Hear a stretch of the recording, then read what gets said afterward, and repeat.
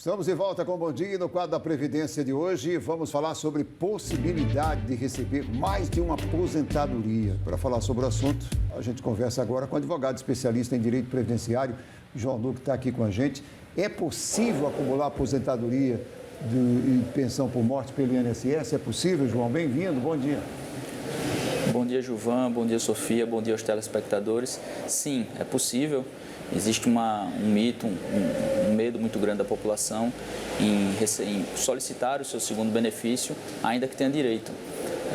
A reforma da Previdência foi em 2019 e aumentaram-se esses medos com a possibilidade de ter um benefício cessado quando se pleiteia o outro. Mas sim, é possível receber a acumulação tanto de aposentadorias, quanto de regimes diferentes, como de pensão e aposentadoria. Então ainda é possível acumular, mas existe um limite, né, João? Sim, perfeito, Sofia. A reforma ela trouxe uma redução da acumulação do segundo benefício menor quando acumulado aposentadoria e pensão. E essa regra, ela infelizmente permite até 3 reduções. Uma primeira redução quando o instituidor não era aposentado, então essa aposentadoria seria calculada como se ele fosse aposentado por incapacidade permanente. Uma segunda redução com o pagamento de 50% mais 10% por dependente vivo e uma terceira redução no caso da acumulação, quando o salário do benefício ultrapassa o salário mínimo, e aí vem regras escalonadas de 100% a 10%. É isso que eu queria saber. Tem condições de escolher a mais vantajosa? Tem condições de pegar um percentual de um e de outro? Só para a gente entender, João. Tem como fazer isso? Sim, na verdade, em regra pode-se escolher, mas por uma questão lógica de cálculo e atuarial, é sempre melhor reduzir o menor benefício. Escolhe-se o benefício que tem o valor de benefício maior e o benefício que tem o valor de benefício menor, aplicam-se as regras de redução. Interessante que são tantas regras de redução que houveram judicializações pelo Brasil todo. As justiças federais do Paraná e de Sergipe já têm precedentes da inconstitucionalidade dessa redução de 50% mais 10% por dependente. Pois é, ninguém quer se aposentar e acabar passando perrengue porque o valor é abaixo do necessário para sobreviver, né, João? Olha só, a gente tem um exemplo aqui, por exemplo, assim, uma mulher, ela recebia uma aposentadoria de R$ 2.500. Suponhamos que ela recebia essa aposentadoria. E aí ela ficou viúva e começou a receber a pensão pelo marido de R$ 3.000. E ela é a única dependente desse marido. Nessa situação, ela consegue acumular as duas, né? Não tem a possibilidade dela perder uma delas. Perfeito. Ela irá receber acumulado, sim, mas com as duas regras de redução. A primeira regra, com relação à pensão, que ela receberá 50% mais 10% por dependente, e em seguida incidirá a regra de diminuição da redução do que ultrapassa o salário mínimo no benefício que tiver o menor valor naquele momento. Que é essa primeira regra de redução de 50% mais 10% por dependente que já existem precedentes da inconstitucionalidade dessa redução. As dúvidas são muitas, chegam muitas dúvidas em relação a isso. Até vou falar exatamente pela palavra medo. As pessoas têm medo, né? De saber se vão perder, se não vão perder. Perfeito. É muito importante, existe uma máxima do direito que o direito não resguarda quem não luta pelo seu direito, quem não o busca. E existe, por conta do medo que a população tem em requerer, muitas pessoas deixam de pedir ou deixam de ter o acesso a esse segundo benefício quando de fato tem direito.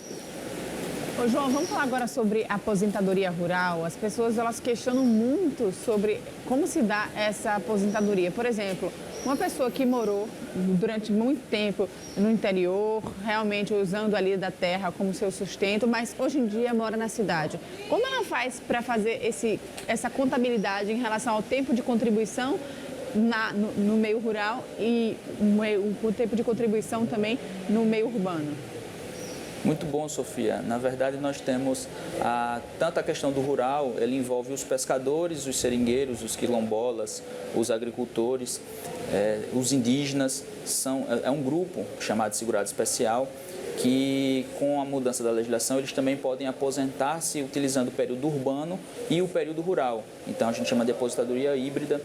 Nesses casos de comprovação, que é a sua dúvida, qualquer documentação que ele tenha que sirva de prova daquele exercício, ainda que tenha idade na juventude, ainda jovem, menor de idade, ele serve de início de prova, para que a gente consiga, muitas vezes com provas testemunhais, juntar esse período e ele aposentar-se com aquele período mínimo de 15 anos e com a idade mínima de 65 anos ou 60 anos, 62 anos para as mulheres. Ô, João, serve para você o material que você compra para usar na terra? Estou falando de nota fiscal, do período que você trabalhou ali, testemunhas. De que forma você pode fazer nessa questão rural? Porque muitas vezes você não tem essa carteira assim.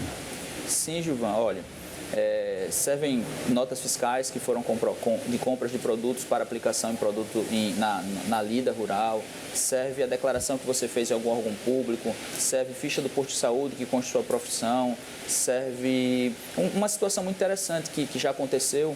A população carente muitas vezes usa o canteiro das rodovias, da rodagem, como eles chamam, para plantar alguns leguminosos, para plantar às vezes até um feijão, e aquilo é uma roça, aquilo é uma atividade rural. E muitas vezes a comprovação se dá por um vídeo que hoje em dia é muito acessível às mídias digitais, por um vídeo que fez utilizando aquele serviço rural, e aquele vídeo ficou guardado, foi publicado em uma rede social, por exemplo. Aquele agricultor, por exemplo, que tem suas terras e há muito tempo não mora mais no meio rural, mas arrenda aquelas terras ali. Ele tem uma renda em relação a isso? Ele consegue comprovar que ele ainda é agricultor por ter as terras ou não? Não. No caso, é o exercício da atividade. Existe uma diferença entre o produtor rural, o segurado especial, e no caso, ele talvez seria um produtor rural na condição da estrutura ser dele, das terras serem dele, mas ele não está na atividade enquanto agricultura familiar, enquanto segurado especial, e sim ele estaria na condição de produtor rural. Ok, João. Olha, o João daqui a pouco vai voltar para tirar a sua dúvida. Você tem dúvidas sobre Previdência Social, sobre INSS? 994-030740. 994-030740, está aí. Você manda a sua mensagem, que daqui a pouco ele vai voltar para tirar todas as suas dúvidas.